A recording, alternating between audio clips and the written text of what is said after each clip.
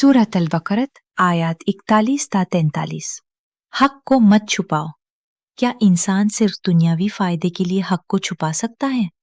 सूरत अल-बकरत की आयत 41 से 43 हमें एक बहुत बड़ा सबक देती है।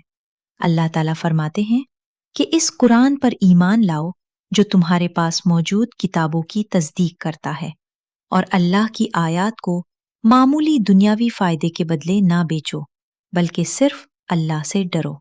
फिर फरमाया, और हक को बातिल के साथ ना मिलाओ, और जानते बूझते हक को ना छुपाओ।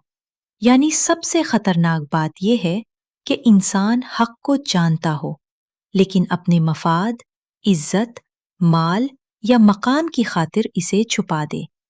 इसके बाद अल्लाह ताला ने फरमाया, नमाज कायम करो, ज़कात अदा करो, और रुकू करने वालों के साथ रुकू करो। ये हमें बताता है कि सच्चा ईमान सिर्फ ज़बान का इकरार नहीं, बल्कि इबादत, इताअत और इज्तिमाई जिंदगी में भी ज़ाहिर होना चाहिए। सोचिए, क्या हम कभी अपने फायदे के लिए किसी सच को छुपा तो नहीं देते? कुरान हमें आज भी यही पैगाम देता है, हक को पहचानो, हक को बयान करो और हक पर कायम रहो।